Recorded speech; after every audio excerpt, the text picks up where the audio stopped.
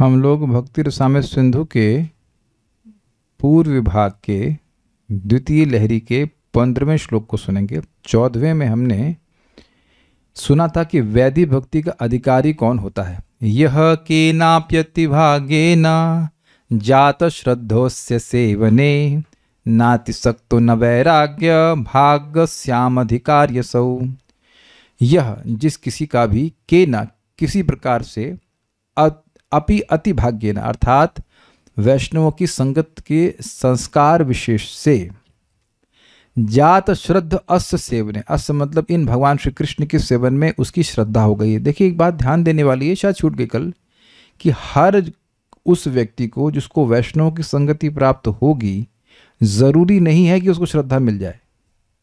ये तो आप लोग देखा ही है, आप लोग भी तो भक्त हैं अपने घर में, आप लोग जब कर रहे हैं, लेकिन आपकी संगति से सभी लोग तो भक्त नहीं बन जा रहे हैं।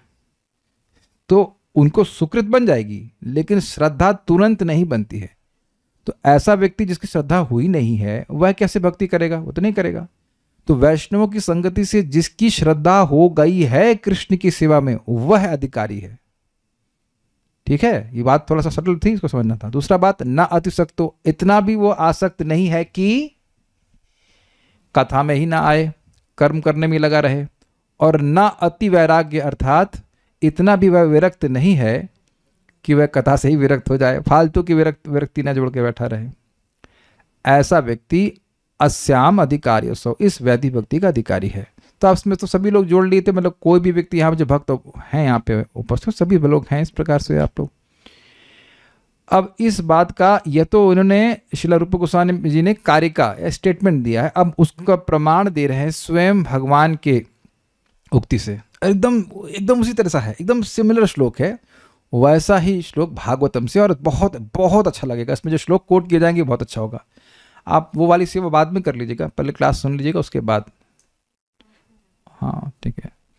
यदृच्छया मत कथादौ जात श्रद्धस्तु यः पुमान्, यदृच्छया मत कथादौ जात श्रद्धस्तु यः पुमान्, न निर्विण्णो नातिशक्तो भक्ति योगस्य सिद्धिदः, न निर्विण्णो नातिशक्तो भक्ति योगस्य सिद्धिदः। यदृच्छया मत कथादौ जात श्रद्धस्तु यः पुमान्, यदृच्छया मत कथादौ जात श्रद्धस्तु यः पुमान्, न निर्विण्णो नातिशक्तो भक्ति योगो सिद्धिदः, न निर्विण्णो नातिशक्तो भक्ति योगस्य सिद्धिदः। यदृच्छया मत कथादौ जात श्रद्धस्तु यः पुमान्, यदृच्छया मत कथादौ जात श्रद्धस्तु यः पुमान्, न निर्विण्णो नातिशक्तो भक्ति योगो अस्य सिद्धिदः, न निर्विण्णो नातिशक्तो भक्ति योगस्य सिद्धिदः।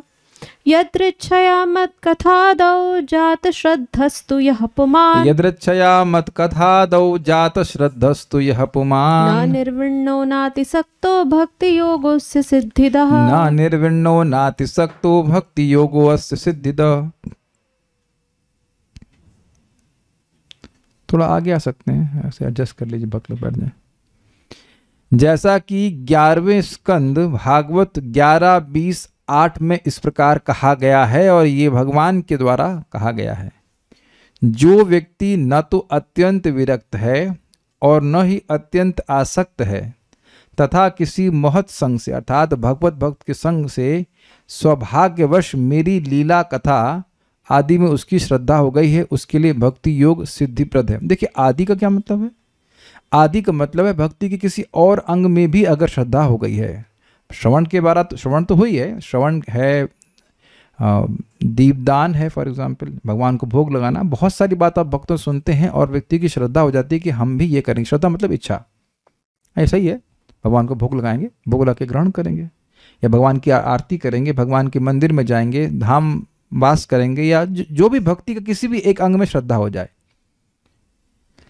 अन्वय बिल्कुल वैसे चल रहा है। यह पुमान, जो व्यक्ति मतलब कोई भी, जो कोई भी, न निर्वण्णो, न तो अत्यंत विरक्त है, इसका आशय आप समझते हैं, न अति आसक्त हो और न ही अत्यंत आसक्त है।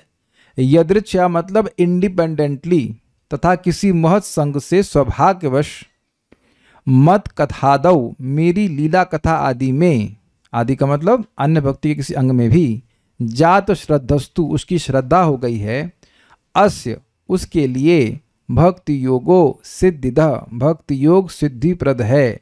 सिद्धि मतलब भक्ति योग में सिद्धि का क्या मतलब होता है? वेल आचार्यों ने समझाया, सिद्धि मतलब भौतिक सिद्धियां भी और सिद्धि मतलब आध्यात्मिक सिद्धि भी। आप इससे पहले सुन चुके हैं कि भक्ति करने के द्वारा जो कुछ भौतिक इच्छा होती है वह भी पूर्ण हो जाती है, और भक्ति करने से हरि के उद्देश्य से जो भी शास्त्रोक्त क्रियाएं हैं उसको किया जाता है तो उससे पराभक्ति प्राप्त होती है। तो भक्ति के द्वारा भौतिक लाभ भी मिल जाते हैं, वो भी सिद्धि, और सिद्धि का मतलब भगवत प्रेम की प्राप्ति, वह भी हो जाता है। जो चाहिए वो हो जाएगा। क्यों हो जाएगा? क्योंकि श्रद्धा है। श्रद्धा है तो करेगा, करेगा तो मिलेगा, नहीं करेगा तो नहीं मिलेगा। इजी। श्रद्धा है तो करेंगे, करेंगे तो मिलेगा, नहीं करेंगे तो नहीं मिलेगा।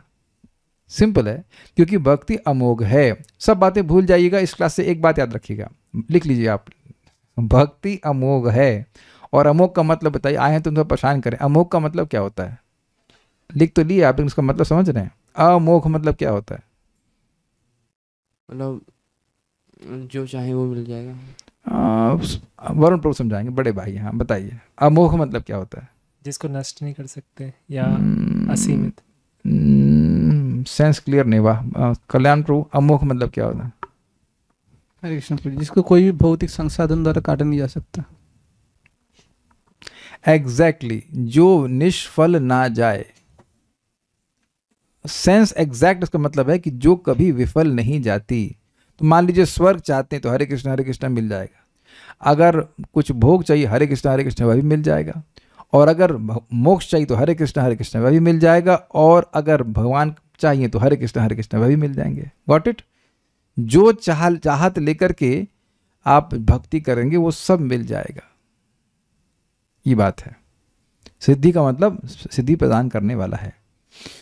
इसलिए जब हम लोग भक्ति करते हैं तो बहुत बुद्धिमान व्यक्ति क्या चाहेगा? मेरा हृदय शुद्ध हो जाए। This is very nice, because भगवान भी यही चाहते हैं। ये तो इच्छा भगवान की भी है कि इस जीव का हृदय शुद्ध हो जाए। This is very interesting, but ये एक साइड पॉइंट है। यदृच्छया मत कथादो, यदृच्छया का मतलब होता है किसी प्रकार से, उसी को समझाया था केनापि अति भाग्येना, किसी प्रकार से, मतलब किसी प्रकार का मतलब है no independently, not you can not ascribe any reason. उसको आप ये नहीं सोचते इसने कंबल बांटे तो इसलिए, नहीं, ऐसा नहीं। किसी तरह से भक्तों की संगत प्राप्त हो गई और उस वजह से मत कथा दो, मेरी कथा आदि में, कथा में, नाम जप में, भगवान की किसी भी भक्ति के अंग में जात श्रद्धस्तु यह पुमान, जिस मनुष्य की श्रद्धा हो जाती है, अब पशुओं की नहीं हो सकती है, ये समझना चाहिए। इतना लिमिट लगा के रखें कि इंसान की हो सकती है, ठीक है। न निर्विण्णो, अर्थात बहुत अधिक वह वैरागी नहीं है, और न अतिशक्तो, बहुत अधिक आसक्त नहीं, तो भक्ति योगो अस्य सिद्धिदा, इस व्यक्ति के लिए भक्ति योग सिद्धि प्रदान करने वाला है। अब आप लोगों के लिए चैट ओपन है, तो यह बताइए कि आप में से कौन व्यक्ति है जिसके पास ये योग्यताएं नहीं हैं। इसीलिए शास्त्र सुनना चाहिए। भगवान स्वयं बोल रहे हैं कि योर परफेक्शन इज गारंटीड। अच्छा, जरा जल्दी से बताइए कि स्वर्ग कौन जाना चाहता है? और अब सायुज मोक्ष तो कोई नहीं चाहता। हो सकता कोई नौकरी चाह रहा हो। यहां तो हद ये एक माता जी हैं, आती हैं ग्रुप में, वो नौकरी छोड़ना चाह रही है, वो छूट नहीं रही। ये अद्भुत बात है। उनका बॉस छोड़ ही नहीं रहा उनको, है ना, गुड सैलरी, 1 लाख रुपये सैलरी, वो नौकरी छोड़ना चाह रही है, वो नहीं छोड़ ही नहीं रहा उनको, ना, सेवा करो सेवा करो। It's amazing. तो जो कुछ भी आप चाहते हैं वो सब प्राप्त हो जाएगा। किसी ने कुछ मैसेज किया, ध्यान देना कि बहुत अच्छा लग रहा है कुछ लोग, ठीक है, अच्छी बात है, ठीक है, वेरी गुड। ये श्लोक हमको इसलिए अच्छा लग रहा है क्योंकि स्वयं भगवान बोल रहे हैं। भाई भगवान ही तो सारी सिद्धि प्रदान करने वाले हैं। तो भगवान चेक कर लिए, अच्छा इसकी कथा में श्रद्धा है, हाँ ठीक है, अच्छा ये बहुत अधिक आसक्त नहीं, ठीक है, बहुत अधिक वैरागी में, ठीक है, तो ठीक है, सिद्धि मिल जाएगी इसको। चेक करता ना, ये मेडिकल चेकअप होता है ना आर्मी में, ये ठीक है, गुर्दा ठीक है, लिवर ठीक है, ठीक है, पास। तो अब भगवान ही जब बोल रहे हैं तो आप काहे चिंता कर रहे हैं कि कब मिलेगी, नहीं मिलेगी, सिद्धि मिलेगी। आज एक भक्त हमको बोले कि कितनी संख्या करने पर कृष्ण मिल जाएंगे। अरे सिद्धि मिल जाएगी। हमने कहा जब सिद्धि मिल जाएगी तो आप संख्या के बारे में नहीं पूछेंगे। कहते ओह समझ में आ गया। जब तक आप संख्या के चक्कर में अभी सिद्धि नहीं मिली है, लेकिन इसी से मिल जाएगी। But the different thing, but you stop asking about. जैसे एग्जांपल दे रहा हूँ, घर में रोटी बड़ी अच्छी बनी थी तो फिर हम बाद में पूछ रहे थे कितनी खाई मैंने, 4 खाएंगी 8 खाई, तो कौन गिन रहा है? आप लोग गिनते हैं जब खाना अच्छा लगता है, कितने आलू खाए कितना नहीं। You taste and you enjoy, is it not simple? तो हमको बहुत अच्छा लग रहा है कि यानी कैसी भी हमारे हृदय की स्थिति है, भगवान कह रहे हैं कि ये श्रद्धा है, भक्ति करता रहेगा, मेरी कथा सुनता रहेगा, जब करता रहेगा तो उसको सिद्धि मिल ही जाएगी। ये बात है। दुर्गम संगमनी, इसका विस्तार स्वयं भगवान श्री कृष्ण ने एकादश स्कंद के 11, 20, 27-28 में किया। ये बहुत सुंदर श्लोक है, बहुत अच्छा श्लोक है, और कई बार इसको आप लोग नोट कर लीजिए प्लीज। आप इसको भी नोट कीजिए मिस्टर। लगता है आप जर्नलिस्ट बनना चाहते हैं। एनीवेज 11, 20, 27 से 28 मजा आ जाएगा। उसको हम लोगों ने माधुर्य कादम्बनी में भी पढ़ा था और फिर उसको पढ़ने वाले हैं, और ये बहुत अच्छा है। It is very very nice. तो मेरे पीछे बोलिए, जात श्रद्धो मत कथासु निर्विण्णः सर्वकर्मसु। जात श्रद्धो मत कथासु निर्विण्णः सर्वकर्मसु। वेद दुःखात्मकान् कामान् परित्यागेऽप्यनीश्वरः। वेद दुःखात्मकान् कामान् परित्यागेऽप्यनीश्वरः। ततो भजेत मां प्रीतः श्रद्धालुर्दृढनिश्चयः। ततो भजेत मां प्रीतः श्रद्धालुर्दृढनिश्चयः। ततो भजेत मां प्रीतः श्रद्धालुर्दृढनिश्चयः।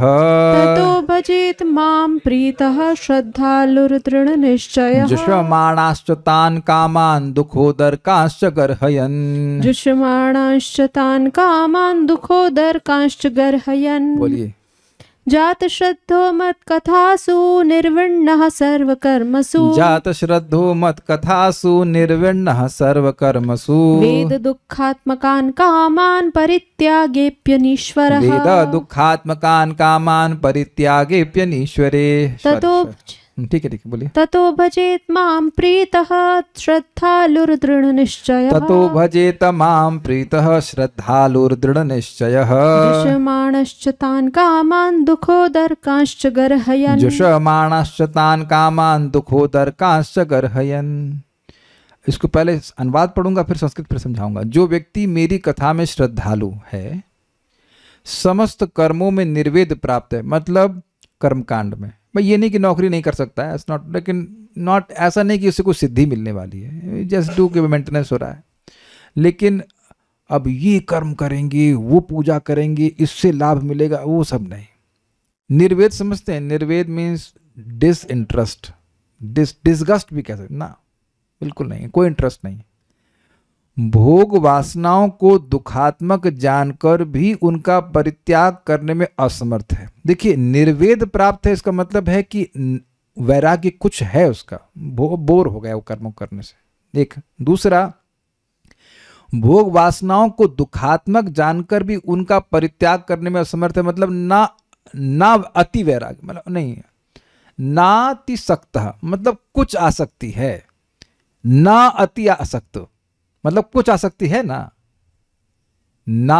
अति आसक्त, नॉट टू अटैच्ड। तो कुछ अटैचमेंट सुनाई पड़ रहा है कि नहीं? यानी कि अगर कोई व्यक्ति बहुत अधिक आसक्त होगा तो वह भोग वासनाओं को खूब बहुत अच्छा मानेगा। पहले इस बात को समझिए। आपके कोई ना कोई रिश्तेदार जरूर होंगे जो भोगों को बड़ा अच्छा मान रहे हैं, तो वो अति आसक्त हुए तो वह आप उसको बिल्कुल नहीं छोड़ेंगे और क्लास बिल्कुल नहीं आएंगे। अग्रीड? लेकिन न अति आसक्त मीन्स नॉट टू अटैच्ड। वो उसको बिल्कुल पसंद नहीं आ रहा, वो जान रहा है कि दुख के कारण है, लेकिन छोड़ भी नहीं पा रहा है। Is it okay? ये सेंस समझ में आ रहा है? न अति आसक्त का आशा समझ रहे हैं? न अति आसक्त जो हमने ने इस 1.2.15 में सुना था, वो यहां पे दिख रहा है कि नहीं? जान रहा है कि भोग वासना खराब है, तो उसमें है बुद्धि है, लेकिन छोड़ नहीं पा रहा, मतलब आसक्ति भी है। Is it not? ठीक है। क्यों? क्योंकि अभी भक्ति का वैसा सुख प्राप्त नहीं है। उस व्यक्ति को चाहिए कि वह इसी अवस्था से प्रीति के साथ श्रद्धालु एवं दृढ़ निश्चय होकर मेरा भजन करे। इस पे बहुत अच्छा चक्रवर्ती पाद ने भी कहा है, पहली बात समझने वाली कि इसी अवस्था से शुद्ध किसी और प्रक्रिया के का अवलंबन करके सहारा लेकर के मैं शुद्ध होऊंगा और फिर श्रवण कीर्तन करूंगा, ऐसा भगवान नहीं कह रहे हैं। जहां हो वहीं से जप करना शुरू करो, जहां हो वहीं से कथा सुनना शुरू कीजिए। Krishna is not hating his devotee for his वासनास, for his desires for sense gratification. एकदम क्रिस्टल क्लियर हो रहा है कि नहीं? जो ना समझ में आप पूछ लीजिएगा, बिल्कुल समझ लीजिएगा, क्योंकि सभी भक्त इसी अवस्था में रहते हैं। किसी को स्त्री में आ सकती है, किसी को धन में आ सकती है, किसी को ऐश्वर्य में आ सकती है, नॉट अति आ सकती है, लेकिन कुछ है। किसी के सबके अलग अलग अटैचमेंट्स हैं, लेकिन ओन अटैचमेंट वाली अवस्था में से ही वहीं से भक्ति करना शुरू कीजिए। ऐसा नहीं कि आप विरक्त होकर के भक्ति कीजिए, जैसा कि ज्ञान कांड में कहते हैं पहले सन्यास लीजिए फिर आपको ज्ञान मार्ग में आ सकते हो। ऐसा सिस्टम नहीं है। ठीक है, सबको समझ में आ रहा है? ठीक है। अच्छा, श्रद्धा का मतलब क्या है भाई? भगवान की भक्ति करके ही मुझे सारी सिद्धि मिल जाएगी, ये श्रद्धा है। और दृढ़ निश्चय का बड़ा मजेदार अर्थ लिया गया है कि ब्रह्मा जी भी नहीं, मैं अब मेरे अपराधों की वजह से मैं नरक में भी चला क्यों ना जाऊं, तब भी मैं भगवान की भक्ति नहीं छोड़ूंगा, ये उसका निश्चय है। और भी उस पर चक्रवर्ती पाद ने कहा है कि ब्रह्मा जी भी आकर कहें कि अरे थोड़ा कर्म योग कर लो, ज्ञान योग कर लो, तो ना, मैं नहीं करने वाला। Whatever perfection is going to come in my life is going to come by भक्ति। भगवान के नाम के द्वारा, श्रीमद् भागवतम के श्रवण के द्वारा प्रसाद ग्रहण कर रहा हूँ, खा रहा हूँ, इसी से मैं पूरी तरह से ठीक हो जाऊंगा। इसको सिंपल एग्जांपल समझ लीजिए, किसी डॉक्टर के पास जाते हैं तो एकदम एक्सक्लूसिव श्रद्धा है तो क्या करते हैं, भाई यही ठीक कर देंगे, इतने लोगों को ठीक है, ये ठीक कर देंगे। और जब श्रद्धा नहीं होती है, थोड़ा विलंब होता है, भाई किसी चीज़ ट्रीटमेंट में थोड़ा सा टाइम तो लगता है, पता नहीं ठीक करेंगे करने का, इधर भी थोड़ी, इधर भी होम्योपैथिक भी ले लेगा, तो इधर की दवा भी ले लेगा, उधर की दवा ना, वो नहीं। भगवान बिल्कुल स्पष्ट कह रहे हैं कि नहीं, उसकी श्रद्धा केवल भक्ति में है।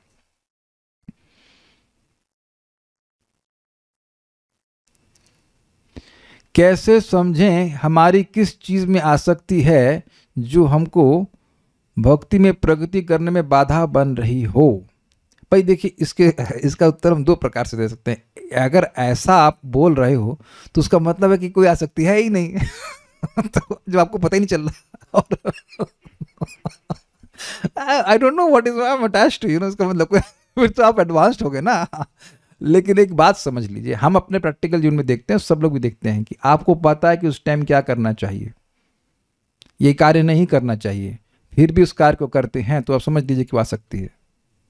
कुछ समझ में आया? हमने किसी से सुना था, लेकिन बहुत अच्छे भक्त से सुना था, याद नहीं आ रहा कहाँ सुना था, लेकिन बड़ा इंटरेस्टिंग है। आपको पता है कि काम नहीं करना चाहिए, शास्त्र बोल चुके हैं सुन चुके हैं, फिर भी ना ये दिल नहीं मांगता नहीं, दिल तो पागल है और तू भी पागल है। We waste our time. So that is our material attachments. कहाँ गया मैं? हाँ, तो हमको बात मजेदार ये लग रही है कि आपको वही भगवान आपको रिजेक्ट नहीं कर रहे, वहीं से बेटा, वहीं से जब करना शुरू करो, जो तुम्हारी अवस्था है वहीं से भक्ति करना शुरू करो। उन विषय भोगों को का भोग करते हुए वह जानता है कि ये दुखदाई हैं तथा उनकी निंदा भी करता है। इसे कहते हैं गिल्टी, जैसे क्या गिल्टी फीलिंग बोलते हैं ना। जैसे जिन लोगों को भाई चीनी बहुत पसंद है, तो एक सिंपल बात समझ ली कि सब चीनी जो है, सफ़ेद चीनी जो कहते हैं, वो सफ़ेद जहर है। तो अब आप जब भी उसे खा रहे हैं तो ये समझ लीजिए कि जहर ही खा रहे हैं। तो अब जब व्यक्ति मीठा खाएगा तो उसे कुछ गिल्टी फीलिंग होगी, अरे यार मीठा छूट नहीं रहा है। जिन लोगों को ये ज्ञान नहीं है वो तो दबा के जलेबी खा लेंगे, लेकिन बहुत साल तक तुमको पता ही नहीं था कि जलेबी मैदे से बनती है। नो आइडिया, बचपन में तो पता ही नहीं था। डिवोटी की चिमनी हमारा बचपन छूटा नहीं सामने चंती थी, आ जाती थी, क्यों करना इंचार्ज साहब लीजिए। लेकिन अब समझ में आ रहा है कि ठीक नहीं है। वेदवादिनी भी कई बार बोलती हैं मीठा खा लिया अच्छा नहीं आप देख रहे हैं मीठा की इच्छा जाती नहीं है, लेकिन अब वहां पे एक गिल्टी फीलिंग आती है, यानी कि हे बुद्धि से भोगता है, हे समझते हैं मैं छोड़ नहीं पा रहा हूं, लेकिन ये बहुत अच्छी चीज नहीं है। That's a very interest, that means कुछ वैराग्य भी है। उपादेय बुद्धि ने की बहुत बढ़िया है। This is very nice shloka. मतलब क्या नंबर था भाई? 11, 20, 27, 28, 11, 20, 27 किसी तरह से याद करना चाहिए। 11 तो याद रहता है हमको, 20, 27, 28 कैसे याद करें बताना बहुत बड़े। जब भी परेशान हो भोग वासनाओं से ही देख लेना, because it will continue for long. It is not easy to give up sense gratification इतनी जल्दी से। कितने अरबों भी, अरब शब्द भी कम है, कितने जन्मों से भोग रहे हैं तो तुरंत कैसे छूट जाएगा। और कोई बहुत खराब भोग भी नहीं यार, कुछ नया थोड़ा सो लेते हैं कभी कभी मैं बिना अलार्म लगाए सोता तो सो लेते हैं। This also waste of time, is it not? आज थोड़ा सा बारिश का मौसम है, थोड़ा सा स्पेशली साधु बनकर सोया नहीं तो फायदा क्या। तो ये सब है, हमारी आसक्तियां हैं इस प्रकार से, और इसका मतलब ये नहीं कि वी आर डिस्क्वालिफाइड फॉर भक्ति। अब श्लोक देखिए जरा। जात श्रद्धो मत कथासु, भक्त की मेरी कथा में श्रद्धा हो गई है। पहली से क्लियर टिक मार्क मार दीजिए। निर्विण्ण सर्व कर्मसु, अभी सभी कर्मों के प्रति वो निर्विण्ण। कहो भाई ये काम कर लो, वो काम कर लो, ना इंटरेस्टेड नहीं। ये कर्म कांड, वो कांड, वो ना नहीं। वेद दुखात्मकान कामान, और वो जान रहा है कि जितनी भी कामनाएं वो दुख आत्मक अर्थात दुख स्वरूप में। उसने श्लोक बाय हार्ट कर लिया भगवान का। यही संस्पर्श जहां भोगा दुख योनि एवते आद्यंत बंत कौन्त्य न तेषु रमते बुधा। एकदम अच्छे से याद कर लिया कि भाई जो भी संस्पर्श भोग हैं वो केवल दुख की योनि है। तो समझ तो आ गया उसको ये। लेकिन परित्यागे प्यनीश्वर, लेकिन वह इसका परित्याग करने में अनईश्वर है, ईश्वर नहीं है, समर्थ नहीं है।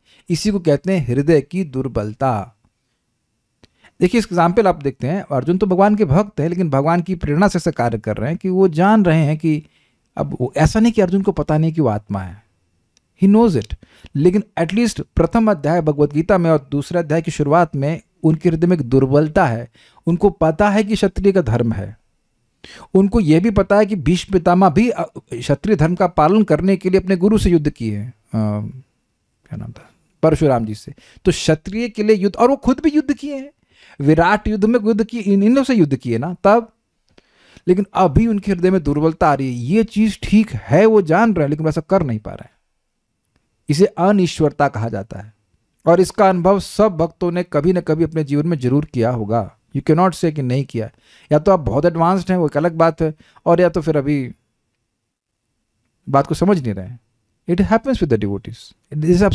इसका अब ये भगवान को ये क्यों कहना पड़ रहा है? क्योंकि कोई भी कंडीशन सोल कहां से बाहर आता है? इंद्रिय तृप्ति की वासनाओं से युक्त ही अवस्था होती है, तो वहीं से तो बाहर आता है। Is it not? अगर वो मुक्त होता तो वह भगवान के पास नहीं चला गया होता, तो वो आ ही रहा है उसी जोन से।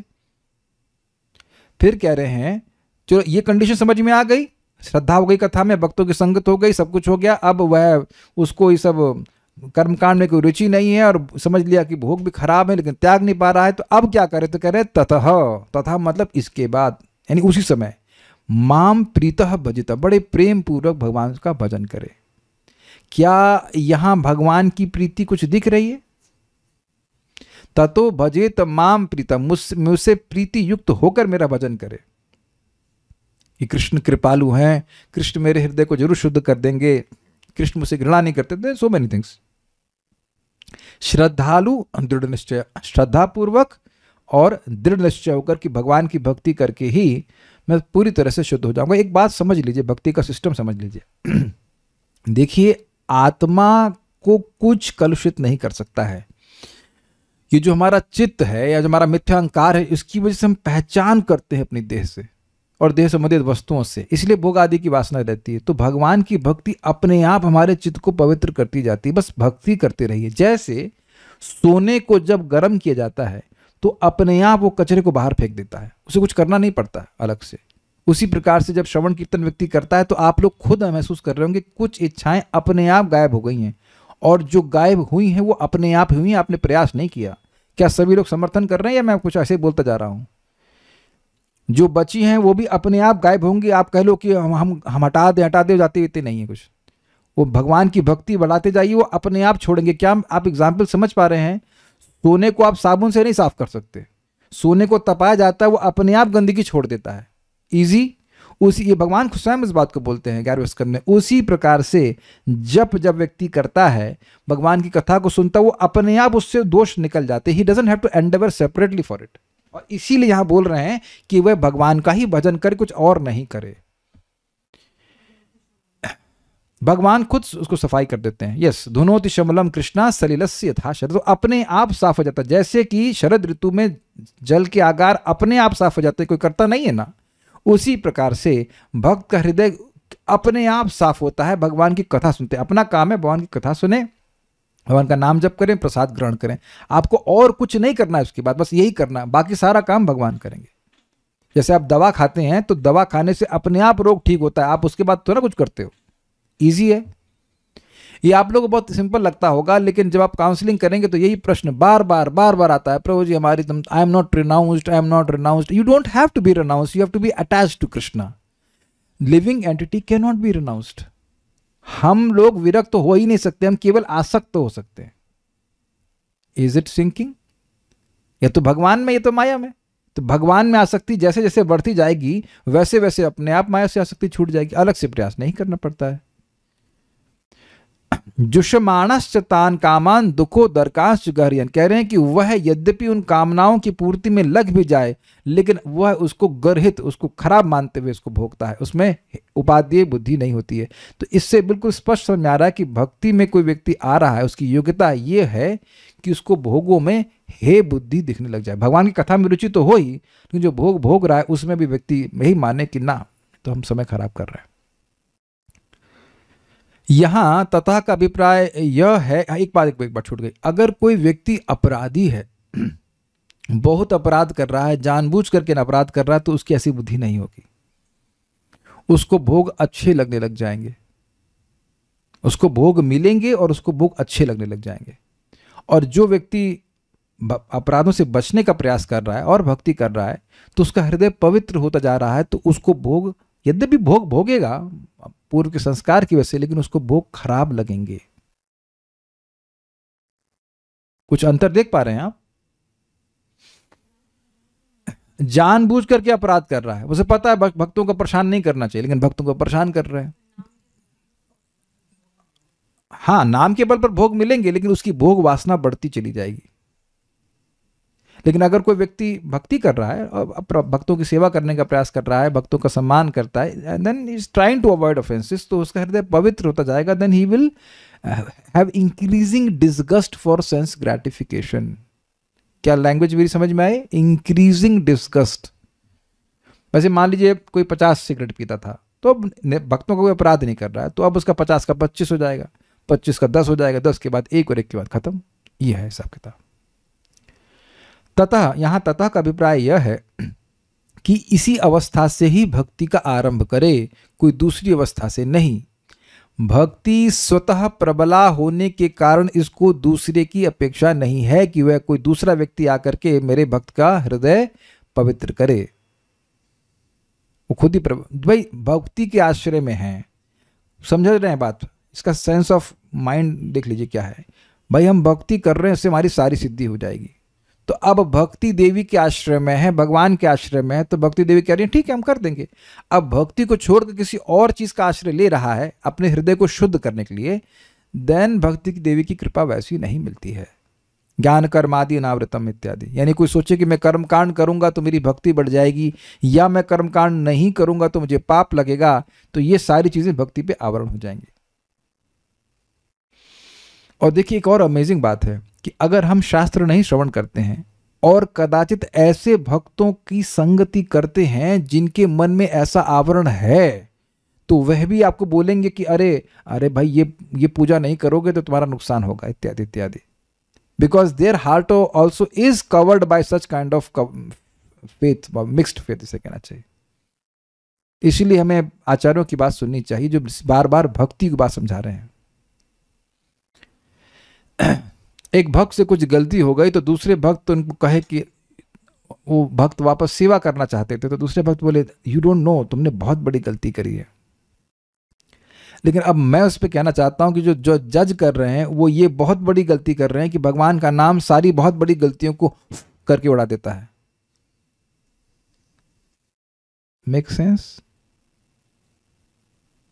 उनसे पूछो क्या भाई गाय का मर्डर किए हैं कि ब्राह्मण का मर्डर किए हैं कि क्या क्या, जो सारी 6.2.9 ने पूरा लिस्ट बना रखी है और ये और अन्य कोई पाप, वह भी नाम उच्चारण करने वाले का माफ हो जाता है। अगर कोई भी पूर्व संस्कार से कोई भक्त गलत कर देता है तो यू मस्ट ऑलवेज सी, कोई भी भक्त आया है या भक्त कुछ डीरेल हो गया है तो उसको वहीं से क्या करना है, भगवान का नाम जप करना है, भगवान की कथा सुननी है, भगवान का प्रसाद ग्रहण करना है। अगर उसके अलावा कुछ भी प्रायश्चित आप सजेस्ट कर रहे हैं तो भक्ति के प्रति अपराध कर रहे हैं। वैष्णव अपराध का तुमको नहीं पता, लेकिन भक्ति के प्रति अपराध कर रहे हैं, भक्ति देवी के प्रति अपराध कर रहे हैं। मतलब भक्ति देवी एक जीव को शुद्ध करने में समर्थ नहीं, वो ये कह रहे हैं। इसीलिए शास्त्र सुनना चाहिए। कितना सूक्ष्म लेवल पे हम अपराध कर बैठ सकते हैं, ये नहीं समझ पाते हैं लोग। You have made a big mistake. अरे तुम हो ही छोटे, जीवात्मा है ही छोटा, बड़ा क्या करेगा वो? बड़ा तो कुछ करना तो ना तो बड़ा भक्ति कर सकता है, ना वो बड़ी अपराध क्या करेगा वो? कुछ गलती हो गई, ठीक है, भक्ति करिए। यह ज्ञानादि की तरह नहीं है जो कि सम्यक वैराग्य की अपेक्षा करते हैं। ये थोड़ा समझिए। ज्ञान मार्ग में चलने के लिए व्यक्ति को अपने हृदय को शुद्ध करना पड़ता है। पहले वो निष्काम कर्म योग करता है, यानी जो भी उसके कर्तव्य हैं ब्राह्मण क्षत्रिय वैश्य शूद्र आदि के, वह निष्काम भावना से करता है, तब उसका हृदय शुद्ध होता है, तब वह ज्ञान मार्ग में आ सकता है। लेकिन यहां शब्द है तथा, उसी स्तर पर जहां अशुद्ध हृदय है वहीं से भक्ति करना शुरू करो, ये बात है। काम कर्म के प्रति जो निर्वेद की अपेक्षा है वह भक्ति के प्रति अनन्यता सिद्धि के लिए है। ये कह रहे हैं कि निर्विण्ण सर्वकर्मसु, बोला ना इस श्लोक में, तो कह रहे हैं कि यहाँ पे जो बोल रहे हैं कि ये जो भक्ति में आने के लिए जो योग्यता है, शुद्ध भक्ति करने के लिए, विधि वैधि भक्ति करने के लिए, ये जो काम कर्म के प्रति निर्वेद है, निर्वेद मीन्स इनडिफरेंस, हमें नहीं करने काम कर्म, वो भक्ति की अनन्यता की सिद्धि के लिए, मतलब ज्ञान कर्मादि अनावृतम, उसके लिए आवश्यक है। भाई वैधि भक्ति तो साधना भक्ति के अंदर, शुद्ध भक्ति के अंदर ही आएगी ना, तो उसलिए आवश्यक है। काम कर्म के प्रति निर्वेद होना ये जरूरी है कि नहीं भाई? अगर आपको साधना भक्ति करनी, साधना भक्ति शुद्ध भक्ति होती है, तो साधना भक्ति के लिए आवश्यक है ना कि ज्ञान कर्मादि अनावृतम, हृदय की शुद्धि की जरूरत नहीं है, लेकिन कर्म के द्वारा अनावृत होना जरूरी है। इसलिए बोल रहे हैं कि कर्मों के प्रति उनके निर्वेद होना चाहिए। बहुत सूक्ष्म पॉइंट है, अब समझ में आता तो ठीक है, नहीं तो आगे बढ़ते हैं। इस प्रकार की प्रवृत्ति इस अवस्था में उचित है। मतलब अगर कोई व्यक्ति भक्ति में आना चाहता है, वैदिक भक्ति में, तो उसके लिए आवश्यक है कि वह कर्मकांड के प्रति रुचि न रखे। अगर कोई कर्मकांड में रुचि रख रहा है तो अभी वह वैदिक भक्ति नहीं कर पाएगा। अभी उसमें मिस्टेक्स हैं, थोड़ा धीरे धीरे करके ठीक होगा। श्रीमद् भागवत 1.7.10 में उक्त है, आत्मरामश्च मुनयो निर्ग्रंथा पिरुक्रमे कुर्वन्त्य हेतु किम भक्तिम इत्थम भूत गुणो हरि। श्री हरि इस प्रकार गुण संपन्न हैं कि आत्मराम मुनिगण एवं निर्वृत्त हृदय ग्रंथि मुनिगण भी उनकी अहेतु की भक्ति करते रहते हैं। इस आत्मरामादि श्लोक में वर्णित उच्च अवस्था के लोगों में कर्म निर्वेद की अपेक्षा नहीं है, क्योंकि उन लोगों में काम कर्म की इच्छा पहले से ही समाप्त हो गई है। तो यहाँ ये कह रहे हैं कि जो लोग पूरी तरह अहंकार की ग्रंथि से रहित हैं, वह भी भगवान को प्रसन्न करने के लिए, उनकी प्रसन्नता के लिए भक्ति करते हैं। तो अब कोई कहेगा कि भाई वो कर्मकांड में यहाँ क्यों नहीं कह रहे हैं कि कर्मकांड के प्रति वो उनका मतलब निर्वेद हो गया? तो कह रहे हैं वो तो पहले ही उनको ये अंडरस्टूड है कि जो आत्मा में रमण करने वाले हैं, जैसे कि मान लीजिए सुखदेव गोस्वामी। अब सुखदेव गोस्वामी के लिए क्या बोलेंगे कि वो कर्मकांड में रुचि नहीं रखते हो, तो वो तो किसी जगत में किसी वस्तु में रुचि नहीं रखते हैं। तो ऐसे लोग भी भगवान के प्रति उनकी भक्ति करते हैं। तो कहते हैं वहाँ पे उनकी योग्यता, वो लोग अति उत्कृष्ट लोग हैं। ये लोग भक्ति की एंट्री लेवल पे नहीं है, ये लोग हायर लेवल पे हैं। यहाँ पे एंट्री लेवल की बात हो रही है, एंट्री लेवल भक्ति। अब एक बात भक्त और पूछ सकते हैं, तो प्रभु जी क्या हम एंट्री लेवल पे ही हैं? मान लीजिए इंद्रिय तृप्ति से संघर्ष कर रहे हैं, तब एंट्री लेवल पे हैं, तो दिक्कत क्या है? अगर एंट्री भी हो गई तो ये भी बड़ी बात है ना। आप जानते हैं कि एंट्री के भी बहुत अलग अलग जोन होते हैं। आप लोगों से कितने लोग आईआईटी में प्रवेश किए हमको नहीं पता है, लेकिन एंट्री गेट होता है, उसके बाद भी बहुत देर तक एंट्री चलती रहती है। मैं समझा पा रहा हूँ? कहीं गए किसी बड़े एस्टैब्लिशमेंट में? हम आईआईटी मद्रास गए थे अपने उसमें क्या कहते हैं काउंसलिंग के लिए गए थे, जहाँ से अलॉट होता है। और चलते चलते थक गए ना, इतना चलते जा रहे, चलते एंट्री, कोई बिल्डिंग ही नहीं दिख रही है, एंट्री एंट्री एंट्री एंट्री। तो एंट्री के भी अलग अलग जोन है, समझ पा रहे ना, आप गेट में एंट्री किए, फिर थोड़ा और एंट्री किए। तो अब आप में से बहुत से भक्तों के लिए 5 बजे उठना is a low standard, agreed? सुबह 5 बजे, ये तो बहुत देर हो गया। तो जीवन में हमेशा ऐसा था क्या? मुझे याद है कि सन 2003 में मैं एक बार 5 बजे उठा था, वाह, आई वोक अप एट 5 AM। तो आप देख लीजिए कि कुछ अंतर आ रहा है ना, कि ऐसा तो नहीं कि आप एकदम 24 घंटे इंद्रिय तृप्ति में ही डूबे हुए हैं, उसकी जो टेंडेंसी वो धीरे धीरे कम होती जा रही है। तो एंट्री लेवल की बात बोल रहे हैं। फिर जैसे जैसे व्यक्ति प्रगति करेगा वो आगे और युक्त हो जाए, योग्य हो जाएगा। भक्ति सार प्रदर्शनी बड़ी इंटरेस्टिंग है। यदृच्छा अर्थात यादृच्छिक, यादृच्छिक मीन्स स्वतंत्र, इंडिपेंडेंट, महत संघ के द्वारा मेरी कथा आदि में श्रद्धा उत्पन्न होती है। कथा आदि का मतलब समझ रहे, कथा, चैंटिंग, हीरिंग, भक्ति के किसी भी अंग में श्रद्धा उत्पन्न होती है, कोई और तरीका नहीं है। यादृच्छिक मतलब है यू कैन नॉट से कि भाई मैंने इतने कंबल बांटे तो इसलिए मुझे किसी भक्त का संगत प्राप्त हुई, ये नहीं होता है, ऐसा कुछ भी नहीं होता। प्रथम स्कंद में भी यदृच्छा का इस प्रकार व्याख्या का इसी प्रकार व्याख्या है। मेरे पीछे बोलिए, तत्राभवद भगवान व्यास पुत्रो यदृच्छया गाम अटमानोन्मपेक्षः। तत्राभवत् भगवान् व्यासपुत्रो यदृच्छया गामटमानोपेक्षः। अलक्ष्यलिङ्गो निजलाभतुष्टो वृतश्च बालैरवधूतवेषः। अलक्ष्यलिङ्गो निजलाभतुष्टो वृतश्च बालैरवधूतवेषः। उसी समय अपनी इच्छा से यदृच्छया वहां प्रकट हुए। कहाँ प्रकट हुए? जहां पे परीक्षित महाराज अनशन का व्रत लेकर के बैठे हुए थे गंगा जी के तट पर। मतलब ऐसा नहीं कि कुछ उनको कहा गया, बुलाया गया, ऐसा नहीं, वो स्वेच्छा से स्वतंत्र रूप से वे अपनी इच्छा से प्रकट हुए। वे व्यासदेव के शक्तिशाली पुत्र थे जो संपूर्ण पृथ्वी पर विचरण करते थे। वे निरपेक्ष थे और स्वयं में संतुष्ट रहते थे। उनमें किसी भी सामाजिक वर्ण या जीवन स्थिति के लक्षण प्रकट नहीं हो रहे थे। मतलब ये समझ में नहीं आ रहा था कि वो ब्रह्मचारी हैं, गृहस्थ हैं, वानप्रस्थ, संन्यास क्या है, नहीं समझ में आ रहा था। वे स्त्रियों तथा बच्चों से घिरे थे और इस प्रकार का वेश धारण किए थे मानो सभी लोगों ने उन्हें उपेक्षित या अवधूत समझ रखा हो। तो बात केवल इतनी सी है कि सुखदेव गोस्वामी जो वहां पहुंचे वो अपनी इच्छा से पहुंचे थे। वहां हम लोग सुन चुके हैं कि सुखदेव गोस्वामी इतना गुह्य रूप से अपने को छुपाए हुए थे कि जिस जंगल में वो घूम रहे थे वहां के ऋषि भी उनको नहीं देख पा रहे थे। अब बहुत पहले पढ़ा था, प्रथम स्कंद में बात आई थी कि इतना अलक्षित घूम रहे थे कि जो ऋषि थे वह भी नहीं पहचान पा रहे थे कि ये परमहंस वैष्णव है। तो जब जंगल की ऋषि नहीं पहचान पा रहे हैं तो बुलाने कौन जाएगा? मान लीजिए कोई व्यक्ति रास्ते में घूम रहा, वो परमहंस हो, अब वो कपड़ा भी नहीं पहना, ऐसे घूम रहा है, तो क्या उसको मंदिर में बुलाया जाएगा, चलिए भागवतम क्लास दीजिए? अब समझ में आ रहा है आप लोगों को? आप आज तक ऐसे किसी व्यक्ति की क्लास सुने हैं? ऐसे वो जंगल में घूम रहा हो पागल, रोड पे घूम रहा हो पागल की तरह, अरे आइए आज today's morning Bhagavatam class by so and so, पहले भाग जाएंगे लोग। ये कहाँ, किसको बुला लिया आपने क्लास के लिए?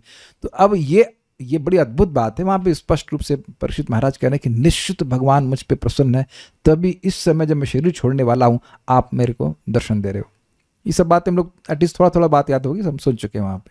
तो यदृच्छा का व्याख्या करते हुए कहते हैं कि भगवान के भक्तों की संगति किसी कर्म के आधार पर नहीं होती है, वह भगवान की व्यवस्था से हो सकती है। So you can not explain, English में कहते हैं यू कैन नॉट एस्क्राइब, बोलते हैं you can not ascribe any reason to it, यानी इसलिए ऐसा हुआ, ऐसा कुछ भी नहीं कह सकते आप, भगवान की कृपा से।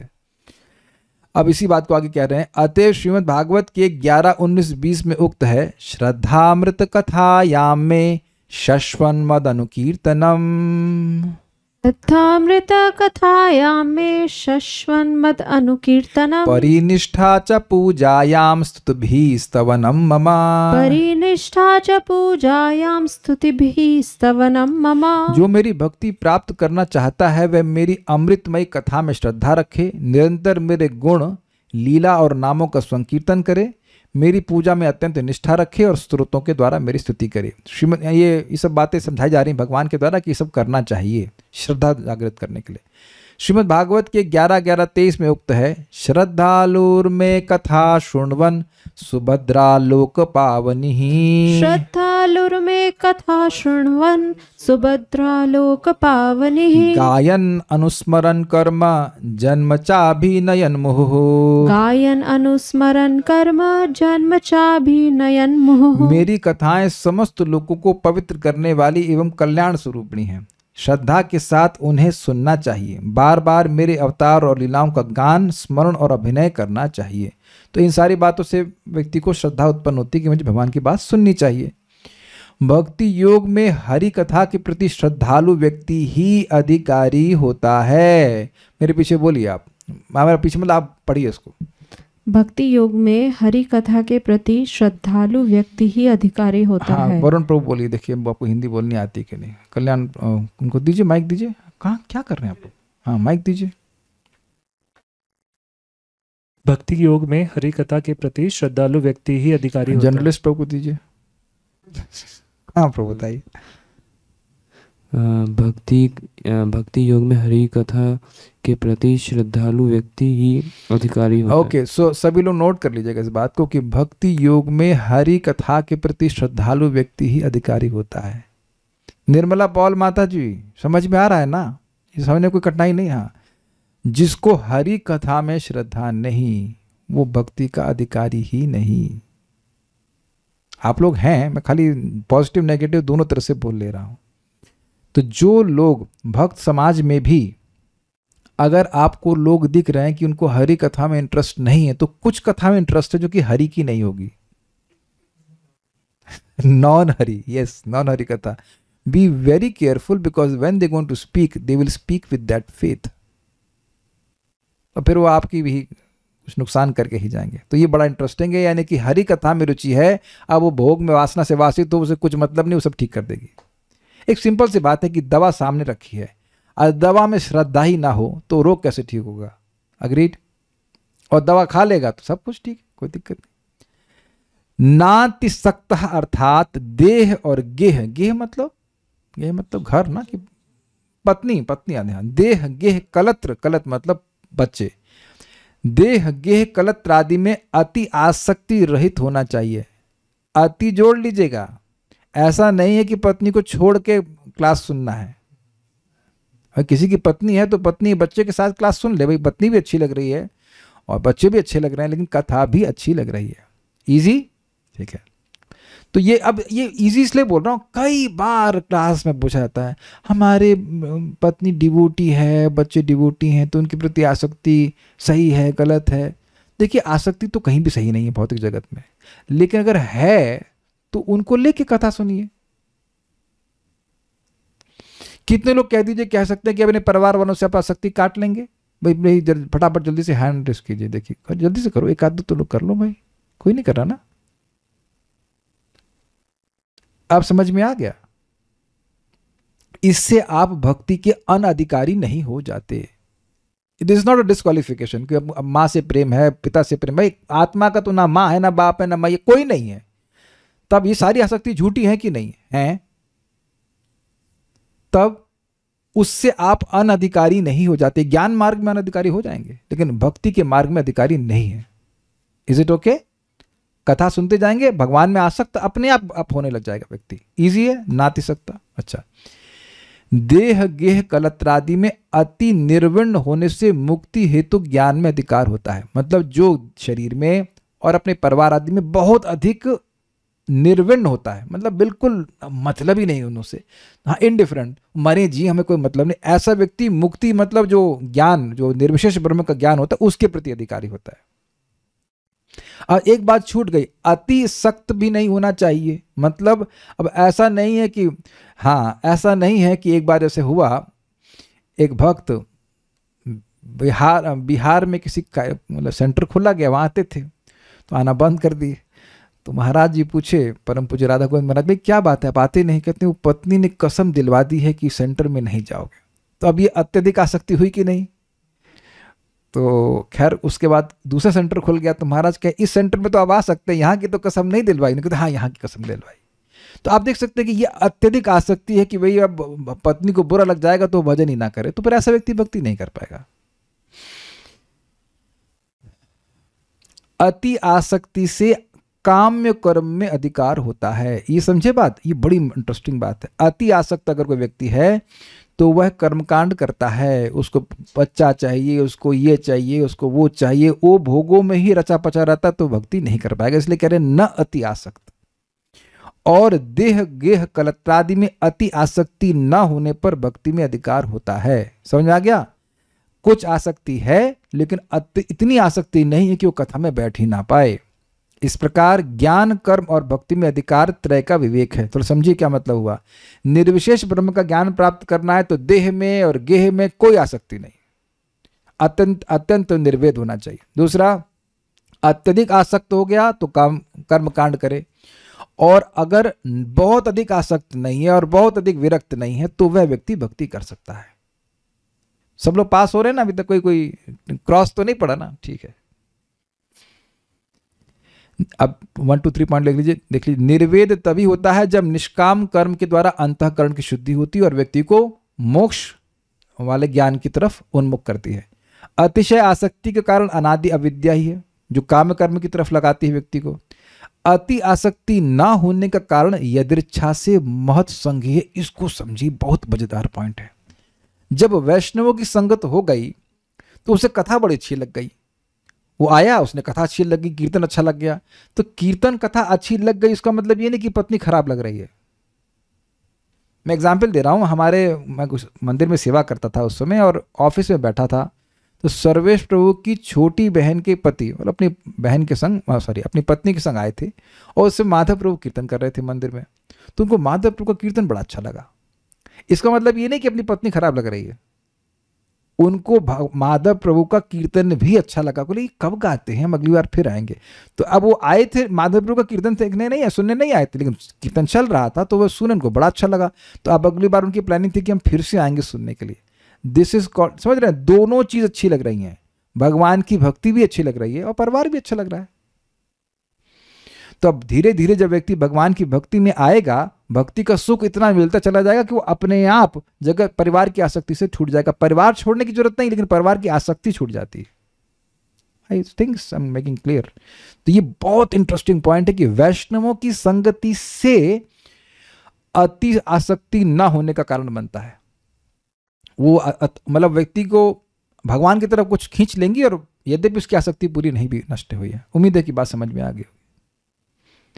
इस प्रकार आसक्ति राहित्य का कारण जानना होगा। अलग अलग कारण है। यह भक्ति में उत्कृष्ट अधिकारी का लक्षण है। मतलब जो भक्ति में एंट्री लेवल का अच्छा अधिकारी है वह यह है। कौन? कथा में श्रद्धालु, न अत्यंत आसक्त और न ही अत्यंत विरक्त। ये अच्छी क्वालिफिकेशन है भक्ति में आने की। अब कह रहे हैं कि ऐसा नहीं है कि ये ऐसे ही व्यक्ति भक्ति में आते हैं, इससे निम्न अवस्था के लोग भी भक्ति में आते हैं, इसको बताते हैं। किंतु श्रीमद् भागवत के 11.2.2 में लिखित है, मेरे पीछे बोलिए, बहुत सुंदर है। कोनुराजन इंद्रियवान मुकुंद चरणाम्बुजम। बोलिए, कोनुराजन इंद्रियवान मुकुंद चरणाम्बुजम। न भजेत सर्वतो मृत्युर उपास्य अमरोत्तमैः। न भजेत सर्वतो मृत्युर उपास्य अमरोत्तमैः। कोनुराजन इंद्रियवान मुकुंद चरणाम्बुजम। कोनुराजन इंद्रियवान मुकुंद चरणाम्बुजम। न भजेत सर्वतो मृत्युर उपास्य अमरोत्तमैः। न भजेत सर्वतो मृत्युर उपास्य अमरोत्तमैः। थोड़ा स्लो गाएंगे, इस लोगों को बहुत अच्छा लगता है। कोनुराजन इंद्रियवान मुकुंद चरणाम्बुजम। न भजेत सर्वतो मृत्युर उपास्य अमरोत्तमैः। कोनुराजन इंद्रियवान मुकुंद चरणाम्बुजम। न भजेत सर्वतो मृत्युर उपास्य अमरोत्तमैः। राजन, कौन से राजन? जहां तक मैं समझ रहा हूं नारद जी बोल रहे हैं। नारद जी बोल रहे हैं नेमी महाराज को, जो भी कोई भी राजा थे, ठीक, अच्छे राजा थे। नवयोगेंद्र बोल रहे ना ना ना, एनी आओ, कोई अच्छे राजा थे। चैप्टर के नाम से नहीं चलता है, जो भी है। राजन, मृत्यु सर्वत्र विराजमान है, इसलिए ऐसा कौन सा इंद्रियवान प्राणी है जो भगवान मुकुंद के चरण कमलों का भजन नहीं करेगा, जो कि अमर और श्रेष्ठ पुरुषों के भी उपास्य हैं। पहले पढ़ता हूं फिर समझाऊंगा। इस भागवतीय कथन से ज्ञात होता है कि यादृच्छिक भक्त का संग होने पर इंद्रियवान यानी इंद्रियों के विषय भोगों में आसक्त मानव भी भगवत भक्ति में अधिकारी होता है। समझे बात? कह रहे हैं ये जिसके पास यार इंद्रियां हैं वो भगवान का भजन क्यों नहीं करेगा? कुछ कैच किया, बहुत सटल है। कह रहे हैं कि जिसके पास, भाई मनुष्य के बारे में बात कर रहे हैं, जिस मनुष्य के पास इंद्रियां हैं वो भगवान का भजन क्यों नहीं करेगा? अब उन्हें सारी योग्यता ही खत्म कर दी, ना अति सकता ना वैराग्य, वो सब कुछ नहीं। वैष्णवों की संगति प्राप्त हो जाए तो ऐसा कौन होगा जो भगवान का भजन नहीं करेगा? ओनली क्वालिफिकेशन वैष्णव संगति। और यह भी देखा गया है, प्रमाण है मृगारी है। मृगारी ऐसा व्यक्ति था जो जानवरों को आधा काट करके छोड़ देता था। अब ये क्या अति आसक्त था या ना अति आसक्त था, ना अति निर्विण्ण, कुछ भी नहीं था। लेकिन नारद जी की संगति से वह भगवान की भक्ति में आ गया। ये देखा कि नहीं देखा आपने? अच्छा, ये क्या नाम था, लक्का हीरा, ये तो अब वैश्या थी, वो कितनी आसक्त थी बताइए। और हरिदास ठाकुर जी को गिराने के लिए आई थी। ये भी नहीं कह सकते कि हरिदास ठाकुर जी से प्रवचन सुनने के लिए आई थी, लेकिन उनके प्रभाव से उसका हृदय इतना परिवर्तित हो गया कि महान वैष्णवी बन गई। तो यहाँ कह रहे हैं कि इंद्रियवान मतलब जो इंद्रियों को भोगों में ही लगाया हुआ है, भक्ति में कोई मतलब नहीं है, वह भी व्यक्ति ऐसा कौन होगा जो भक्ति नहीं कर सकता? मतलब वो भक्ति में आ सकता अगर वैष्णवों की संगति कर ले। ये बात है। यह भी देखा गया है सामान्य जगत में भी लोग, जैसे हमने सुना क्या, देखा भी है। गोविंदा रेस्टोरेंट है चौपाटी का, इस्कॉन चौपाटी का, तो वहाँ लोग लाइन लगकर खाने आते हैं। तो सब लोग भक्ति करने आ रहे हैं। अब हम वहाँ पे पिज़्ज़ा इतना टेस्टी है कि भाई हमको अच्छे से याद है, एक भक्त ने कुछ स्कीम थी कि 15,000 में जितना चाहो उतना खाओ। अरे गलती से वो ब्रह्मचारियों को बिठा दिए थे, उनका पूरा गैंग बैठ गया। तो बाद में वो हाथ जोड़े कि भाई आप लोग उठ जाइए, दूसरे लोग भी वेट कर रहे हैं। ताबड़ तो लाई और लाओ आनी और सुबह से भूखे। सब प्लानिंग था कि आज हमारा फर्स्ट इनिशिएशन हुआ था, उसके बाद की कुछ घटना है। मुझे से याद है कोई स्पॉन्सर किए थे कि 15,000 लोग खिलाओ उन लोगों को। बाद में बोले करता और लोग इतना टेस्टी प्रसाद होगा। तो अब सभी लोग तो भक्ति करने के लिए नहीं आ रहे, लेकिन प्रसाद तो ग्रहण कर रहे हैं ना। तो भक्त लोग आप देखते हैं, यहाँ भी मैंने सुना इस्कॉन दिल्ली में इतनी अच्छी खिचड़ी मिलती है कि लोग अपनी कारें रोक करके आते हैं, खिचड़ी खाते हैं, चले जाते हैं। और मुझे याद है कि हम एक बार इस्कॉन रोहिणी में गए थे कार्यक्रम करने, मैंने वहाँ पे हलवा बनाया था, खिचड़ी बनाया था। वो बड़े पैसे वाले लोग आ रहे हैं, वो खिचड़ी पैक करके लेके जा रहे हैं, हलवा पैक करके ले जा रहे हैं। तो अब आप ये देखो कि दे नॉट बी एग्जैक्टली, वो अपने भक्ति के लिए नहीं कर रहे हैं, उनको इंद्रियां वाले हैं, उनको बड़ा अच्छा लग रहा है, तो फिर वो वहाँ से लेके खा रहे हैं, उनको अच्छा लग रहा है। मान लीजिए किसी ने आइसक्रीम बनाई, वो आइसक्रीम भगवान को अर्पण है, obviously it has to be within limits. तो अब कोई व्यक्ति खा रहा है तो वो तो प्रसाद समझ के नहीं खा रहा है, लेकिन वो उसको अच्छा तो लगने लग जाएगा ना। तो कहने का मतलब यह है कि वैष्णव की संगति से जो एकदम आसक्त है इंद्रिय भोगों में, वह भी व्यक्ति भगवान की सेवा करने लग सकता है, ये बात बोल रहे हैं। तो कैसे, ये मतलब वो बहुत उत्कृष्ट अधिकारी नहीं है, वो काम कर्मों में से विरक्त हो गया, ऐसा कुछ भी नहीं है, लेकिन वैष्णव की संगति से वह भी भक्ति में आ सकता है। ये भी एक पॉसिबिलिटी हम बता रहे हैं। तो यानी यहाँ भक्त यहाँ पे काफ़ी हद तक उत्कृष्ट अधिकारी हैं, सभी उत्कृष्ट अधिकारी हैं एंट्री लेवल पे। मैं उत्तम अधिकारी नहीं कह रहा हूँ, एंट्री के उत्कृष्ट अधिकारी हैं। और क्या अधिकार था? वैष्णव की संगत से भगवान की कथा में रुचि, न अति आसक्त और न ही अत्यंत विरक्त। और ऐसा व्यक्ति भगवान की भक्ति करके उसको भक्ति निश्चित रूप से सिद्धि प्रदान करने वाली है। तो उम्मीद है कि आप लोग कुछ लोग अच्छे लगे होंगे और समझ में आई होगी बात। ओके, कब आए थे रोहिणी में? ये मेरे लिए सबसे मुश्किल प्रश्न है। To remember dates is very difficult, remember incidents is easy. Maybe 2015-16, हमको नहीं पता। Will stop now. Shri Shri Bhakti Swami Sindhu की जय, श्रील प्रभुपाद की जय, निताय गौर प्रेमानंदे।